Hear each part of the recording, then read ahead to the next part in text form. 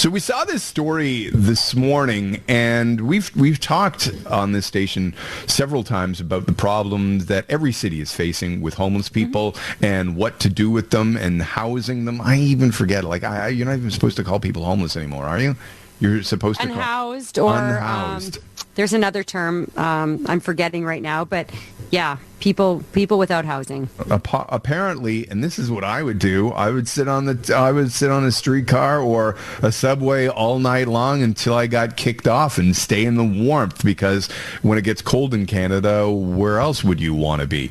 We're joined right now by a man who has, I think, flagged a problem. Rocco Signorelli joins us right now, and he is suggesting that TTC employees aren't happy about the fact that they're confronted with kicking homeless people off of streetcars at the end of the line. This is when they kind of go into hibernation at the end of the night, when they're not needed and they're getting worked on or cleaned, and people are not wanting to leave. Rocco, thank you very much for your time.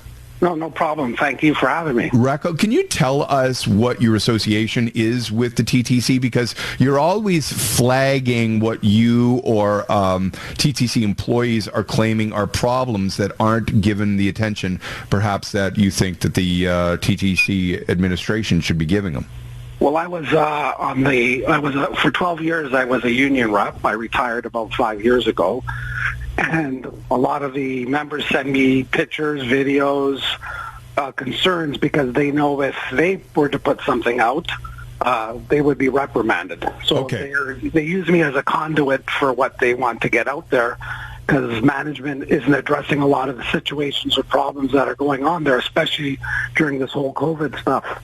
So, Rocco, what are you seeing at the end of the line? Literally at the end of the line, what's happening? So basically what happens is, usually, obviously, with a streetcar, it's not like a bus that can pull over. When one streetcar has a problem, the rest pile up behind them. So at the end of the night, when the vehicles run into Leslie Street, Barnes off of Commissioner Street, that's where they're told to stop and wait when there's a homeless person problem on their vehicle. And by the time they get to them, sometimes up to half an hour or more, obviously the other streetcars that are running in for the evening all bunch up behind them. They all have to sit and wait and deal with the situation. Yeah, which is lovely for people who live in my part of the neighborhood, because that's blocks away from where I live. And so we have TTC employees who are trying to be compassionate but are forced on removing people from a place that they have kind of squatted and want to spend the rest of the night. So is this, hold on, Rocco, because we're going to do a break here and then we'll come back with you. Sorry, we're going to have to do this to you. And we'll continue this conversation and we'll find out what the TTC should do about it. And we'll actually talk to the TTC and find out how much of a problem this actually is. Rocco Signorelli is flagging what he claims is a problem, that people are sleeping on TTC streetcars and then at the end of the line not wanting to get off and be in them, I guess, all night long. This is The Rush. I'm Jim Richards. Tamara Cherry is in for Jay, who is under the weather. The affordability problem when it comes to housing, he might have the answer. Solution provided by who? We'll talk to a name you're familiar with coming up after 5 o'clock on something that would help us bring us cheaper homes, according to this one News Talk 1010 regular. Also, we'll talk to Dr. Michael Warner as well about some of the things that we've heard from the Chief Medical Officer of Health. If you're just joining us, I'm Jim Richards. Tamara Cherry is with us as well here on The Rush. Jay a little bit under the weather today.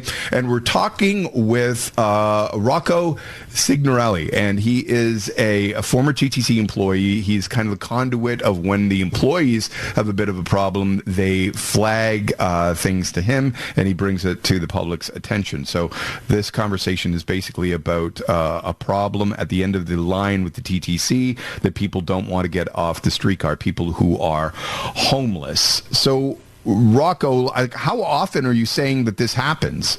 Well, they tell me it's not every day, but it's about four times a week that this situation is occurring. And so it's backing up all of the streetcars, right. But is it? I mean, these people are refusing to leave, and what is the protocol on trying to remove somebody who doesn't want to be removed? it's not the end of the line. It's the end of the day for all these drivers who want to just go home, first of all. And a lot of times the people that are on the vehicles either are sleeping or out of it or just don't want to get off. That's the situation. They're sleeping. They don't want to get off.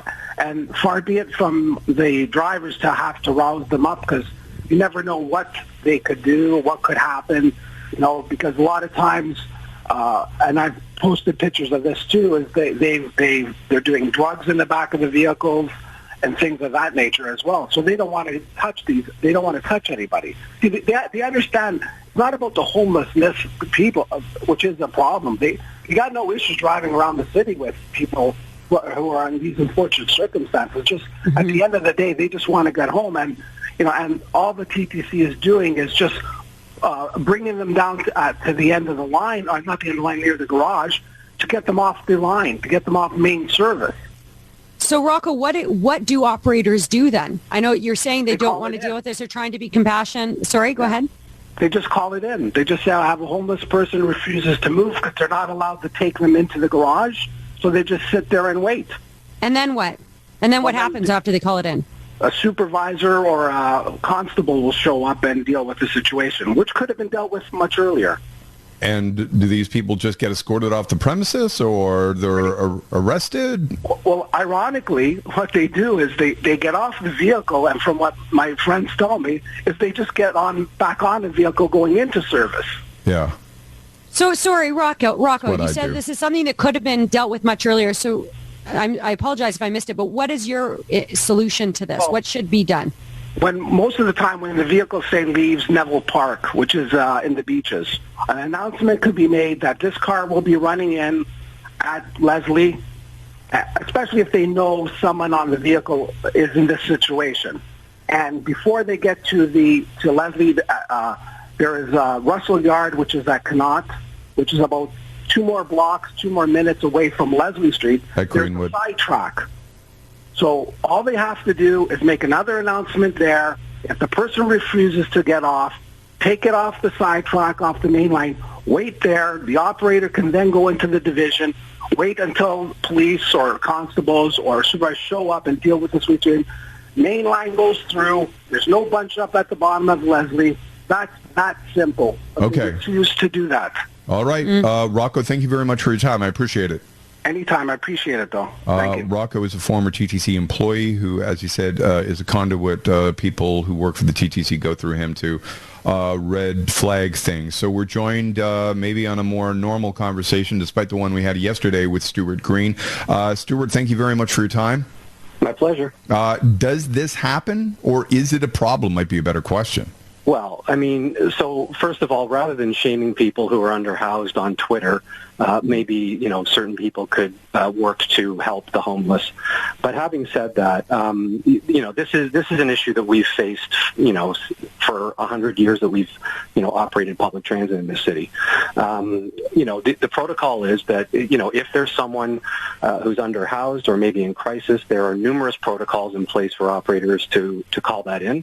We then work with the city through Streets to Homes or the United Way or emergency medical services or police, as needed if situations escalate or require medical assistance or homeless intervention. We will do all of those things. But we can't do those things unless we know about them.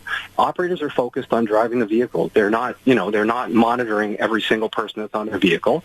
So when they get to the end of the line, they'll call it in. And if there's someone on the vehicle, and this does not happen often, but it does happen in the colder weather predominantly, then we get them the help that they need if someone needs help, or maybe it's just someone who fell asleep.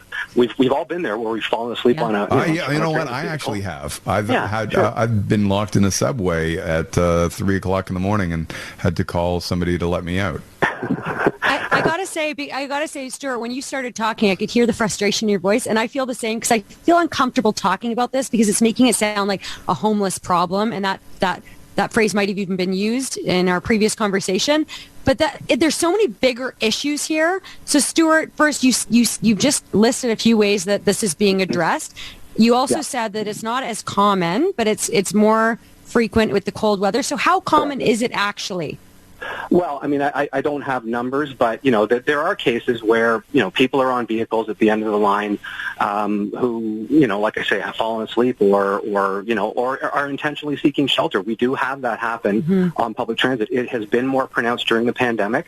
The shelter system, unfortunately, a number of people who may have sought shelter in the through normal, shelter system may not have felt comfortable going to the shelter, so they've been using the TTC as sort of ad hoc shelter. Sorry, Stuart, I don't want to cut you off, but we're running out of time, and I just want to be able to ask this. Yep. You've explained that the drivers will call it in and these support systems will come in place, but given what Rocco was describing, would it be possible to have a system in place where there's already those support systems there waiting at the end of the line because you guys understand that people are cold, they're looking for shelter, so that you can take them directly from there to a safe, warm place rather than having to, be more proactive?